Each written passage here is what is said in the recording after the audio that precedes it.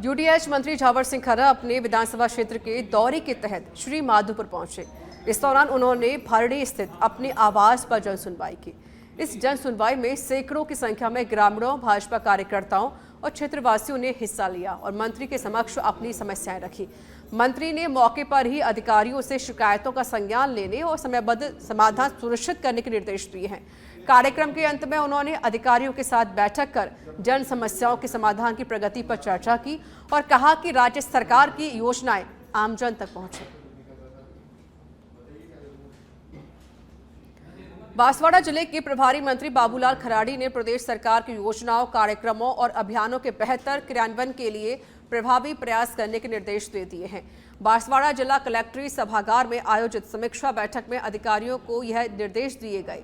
उन्होंने वंदे गंगा जल संरक्षण जन अभियान की समीक्षा की और समय पर लक्ष्यार्जन करते हुए उपलब्धि हासिल करने पर बल दिया है।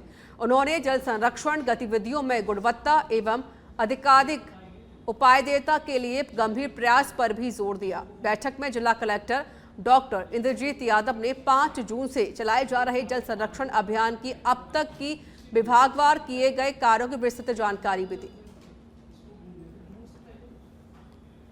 वंदे गंगा जल संरक्षण जन अभियान के तहत आज झुंझुनू जिले के मालसीसर में कार्यक्रम का आयोजन किया गया, जिसमें बतौर अतिथि सूबे के पीएचईडी मंत्री कन्हैयालाल चौधरी पहुंचे।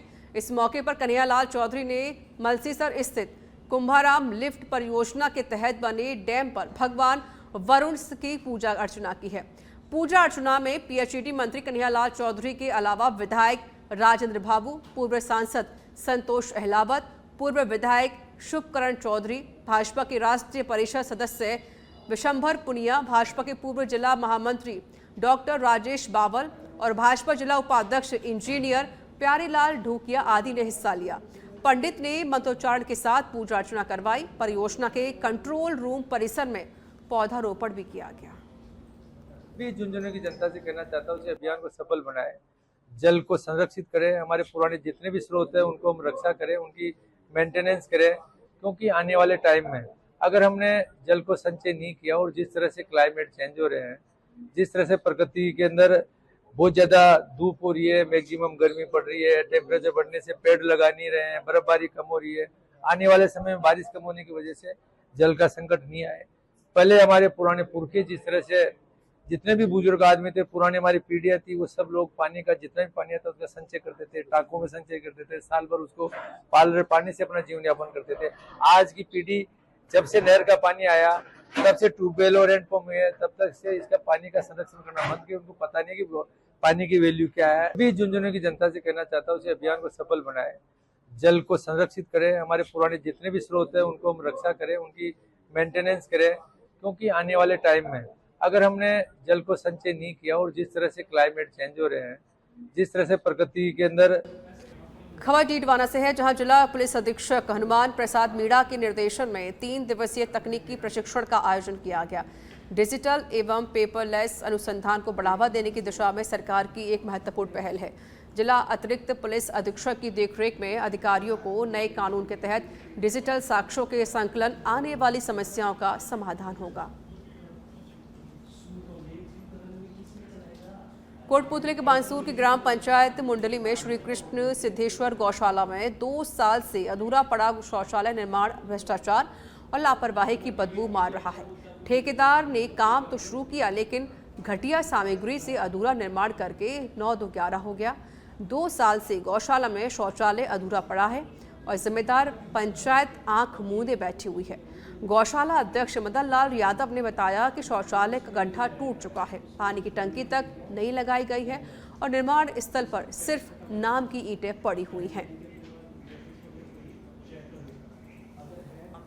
स्वीकृत हुई थी, आज तक कोई काम कंप्लीट नहीं। पंचायत को बार बार कहने पर पंचायत कोई ध्यान नहीं दे रही है, ऐसे के ऐसे पड़ी है। नहीं, इसके निर्माण कार्य गटर है जो टूट गया, वैसे ही गाय डांकल डोलने से ही टूट गया। और इसमें न किवाड़ डंके हैं, न कोई लैट्रिन बाथरूम अभी चालू किया है, कुछ नहीं कि न टंकी रखी हुई है। और 2 साल से कोई 100 दफे दौसा की सदर थाना पुलिस और मानव तस्कर विरोधी यूनिट में बड़ी कार्रवाई करते हुए 1 साल से भी अधिक समय से लापता नाबालिग भाई बहन को यूपी के प्रयागराज से दस्तयाब किया गया, जिनकी तलाश पर 20,000 का इनाम घोषित किया गया था। पुलिस अधीक्षक सागर राणा के निर्देशन में डिप्टी एसपी रवि प्रकाश शर्मा, थाना इंचार्ज रविंद्र सिंह और मानव तस्करी विरोधी यूनिट की संयुक्त कार्रवाई में सफलता मिली है। इस संबंध में 6 जून 2024 को परिवादी ने रिपोर्ट दर्ज कराई थी। उसका 10 साल का बेटा और 7 साल की बेटी 29 मई 2024 को घर से अचानक से लापता हो गए थे। पुलिस ने अलग अलग टीमों का गठन कर जयपुर, अलवर, हरियाणा, दिल्ली व यूपी में तलाश की, लेकिन सफलता नहीं मिली। इसके बाद मानव तस्करी विरोधी यूनिट की टीम के सहयोग से दोनों बच्चों को उत्तर प्रदेश के प्रयागराज से दस्तयाब कर लिया गया। साथ एक अन्य कार्रवाई भी थी। एक 226 नंबर मुकदमा था। ये पिछले साल मई में दर्ज हुआ था, जहाँ पर एक 10 साल की और एक 10 साल का लड़का और 8 साल की लड़की ये लापता हो गए थे। इनकी मदर एक्सपायर हो गई थी और मुकदमे के बाद इनके फादर भी एक्सपायर हो गए थे। तो इनका एक मुकदमा पेंडिंग था। तो हमारी AHTU टीम और सदर थाने की टीम ने काफ़ी मेहनत करके फाइनली इनको लगभग 1 साल के बाद इनको प्रयागराज से दस्तयाब करने में सफलता हासिल की है। दोनों बच्चे सकुशल हैं। इसमें CWC का रोल है वो भी अच्छा रहा है। तो ये भी एक जो जिसको बोलते हैं एक जो ह्यूमैनिटेरियन ग्राउंड। हनुमानगढ़ के रावतसर में नशे के खिलाफ चलाए जा रहे अभियान के तहत पुलिस ने 2 दर्जनों के कब्जे से डोडा पोस्त जब्त कर लिया है। थाना प्रभारी रामचंद्र कस्बा ने बताया कि स्विफ्ट कार की तलाशी के दौरान 36 किलो 360 ग्राम डोडा पोस्त बरामद किया गया। पुलिस ने दोनों युवकों को गिरफ्तार किया है। NDPS के तहत मामला दर्ज करके कार को भी सीज किया गया।